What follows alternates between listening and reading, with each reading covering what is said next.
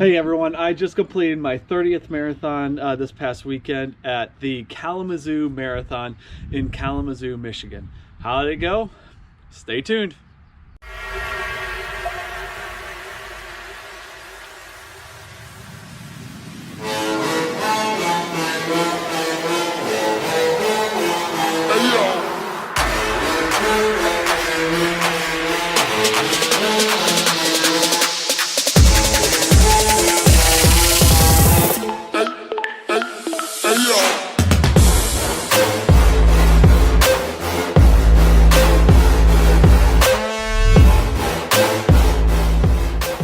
So for my second marathon of the spring, me and Tina decided we're going to go a little cheaper route as far as races and also locations, and we decided to go to the Kalamazoo Marathon.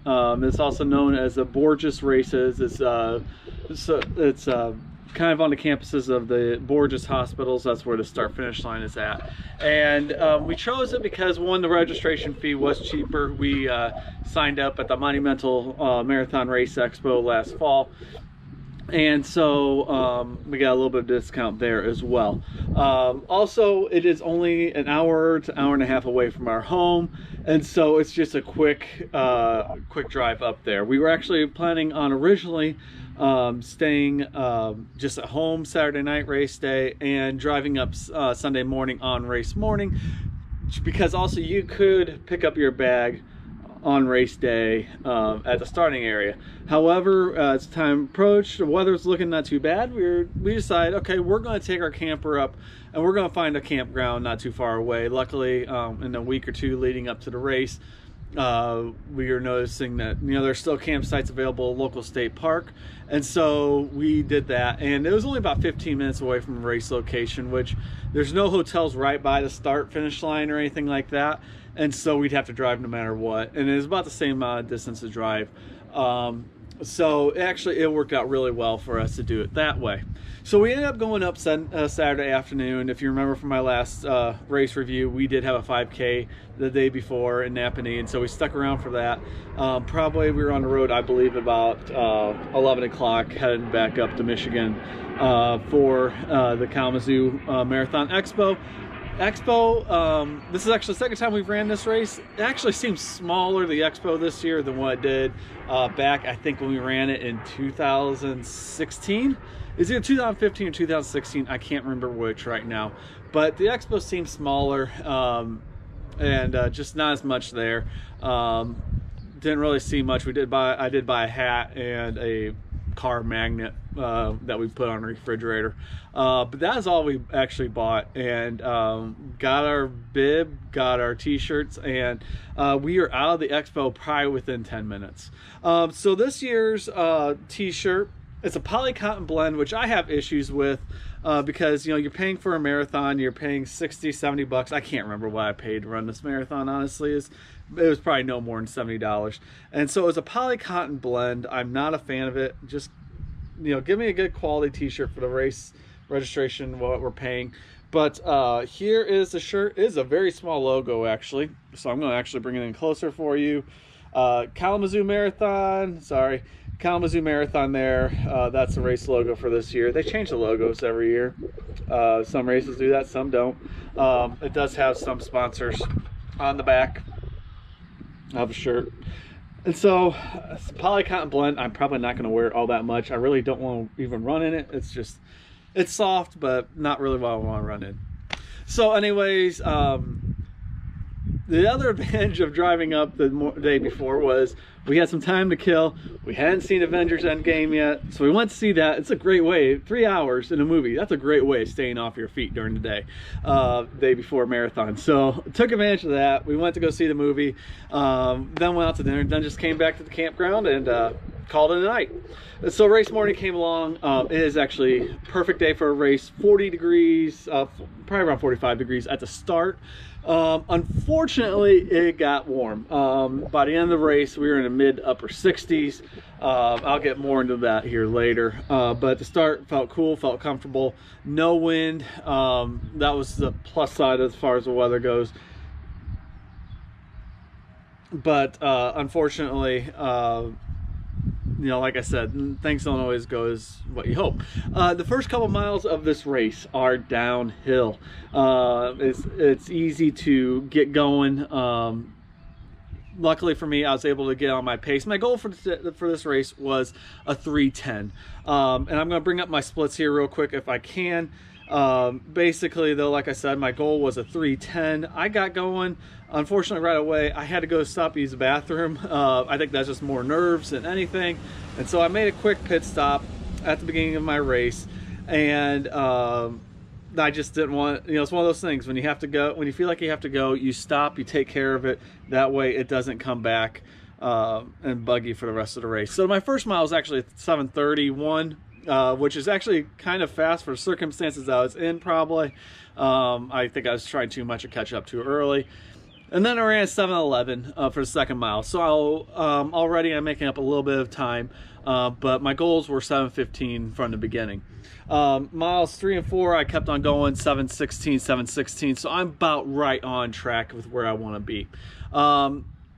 This is not a flat course. While I said the first couple of miles were downhill, that quickly changes, even as early. And for whatever reason, miles 5 and 6 and 7, they weren't really all that hilly, but my legs were not feeling it already. They were just feeling heavy, sluggish, didn't want to move. And I started running 7:23, 7:24, and 7:41. And I remember even on that 5th and 6th mile, I was verbally yelling at myself, why is this happening already?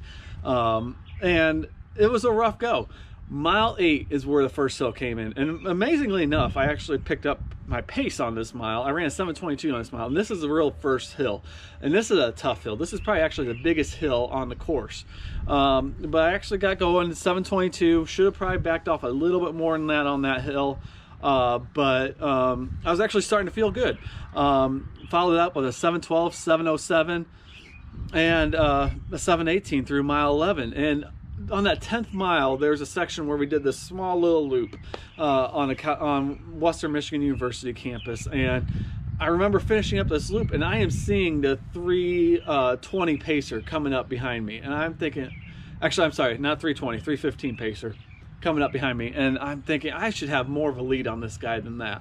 And I'm looking at my watch, I'm like, no, my pace right now is okay, but I just couldn't understand why.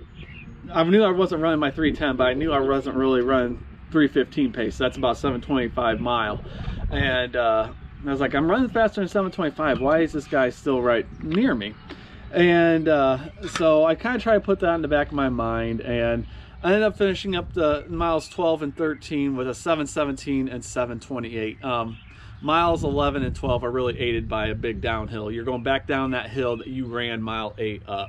And so I'd really try to take advantage of that. And, but, you know, things just didn't go my way. It started to feel a little warm. I'm drinking my Gatorade that I'm carrying with me. I'm drinking water. I'm dumping water on my head at every aid station. I didn't miss a single one, but things just weren't going the way I wanted. Miles 14, 15 were both a 7:20. 16, I got back up to a 7:08, followed by 7:13.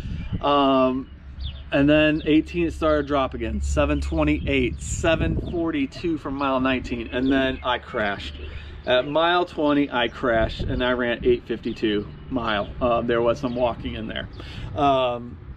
Just not the way I wanted things to go. And right at mile 20, the 3:15 pacer caught me and passed me, and I never saw him again. And the 3:15 pacers were running alone. There's no one really with them. They're kind of guys that look like they just fallen off the pace, but there was no one running up with the 3:15 pacers at all. And so it looked like it was a tough day for everybody, really. And it ended up being a tough day for me the rest of the way. I mean, that was not the only time I walked. I was going about every 2 miles before I needed to walk again. So I walked at 22, walked at 24. About mile 23, though, is when I started to feel the effects of dehydration. Fingers starting to tingle.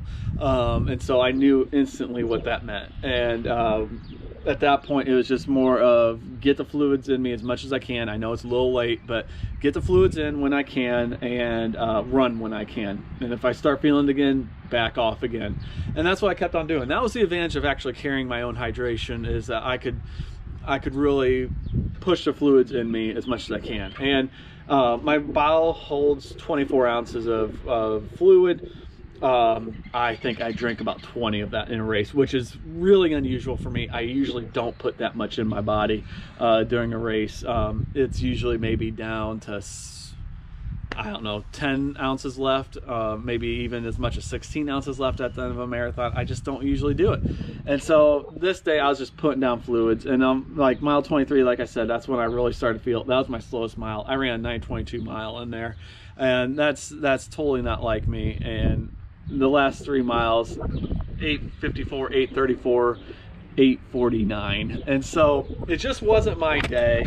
I ended up crossing the finish line in about 3:23:15. It is faster than I ran at Carmel with even worse weather conditions with the cold and rain back in April, but really it was not, it just, I still wasn't that happy with it, but I was just happy also to be done. This is a tougher course than what I remembered. The last 10K is brutal. Like I said, the 8th mile is the worst. It's probably the biggest hill, but I would say the worst hills are actually at miles 23 and miles 25. Right, well, actually right at the start, 26. They are steep uphills. And it's just the placement of the hills that got to me. And so I was looking at the elevation gain on this race. Kalamazoo Marathon, the elevation gain I have on my Garmin says it had 709 feet of elevation gain. I had not ran that much elevation gain in a marathon since the Vermont City Marathon back in May 28th, 2017. Vermont City Marathon in Burlington, Vermont has 856 feet of elevation gain. Looking at other marathons I've ran, like the one Carmel that I ran last month, 489 feet of elevation gain. Monumental Marathon, which is one I do every year. I've done it now 6 straight years, I believe. Number 7's coming up this year, 233 feet. Chicago Marathon has 108 feet. And these are, I mean, we're talking, all these are Midwest races, and this Kalamazoo Marathon, another Midwest race, is just hill after hill after hill, it seems. And so I like the race. It's a great run. Their volunteers are all over the place out there. Police are at every intersection. They are great. I thanked every single one of them. They were all happy to be out there helping support us. Just a great organization that puts this race on. And I will probably do it again at some point. It won't be probably in the next couple of years or anything, but you just can't go into this race expecting a PR. More than likely, it's not going to happen. It's just a tough race. It's a good race, but it's just tough. So you cross the finish line though right away, and this is the medal for the half marathon. This is my wife's medal. She ran the half that day, so it's a little bit smaller medal. Half marathon finisher on the ribbon. And this is the marathon medal. So didn't notice that till just now. I'll show you here in a second, but there's the marathon medal. You get the Kalamazoo Marathon there, 26.2 finisher. And let's see here. Okay, so not sure why, but you can see the runner outline on both sides. See that also on the half. Hadn't noticed that actually until just now. So, you know, that's basically how my day went. It was a frustrating day, but yeah, it was a great day. So there are a couple other stories that happened. Maybe I'll share those later, but you know, other than that, if you ever get a chance to run Kalamazoo, go for it. It's a challenge, but the support along the race is great, and you know, they do put on a really good race. So if you guys have any questions, leave them in the comments below, and I will talk to you guys later with my next product or race review coming up here soon. Have a great day.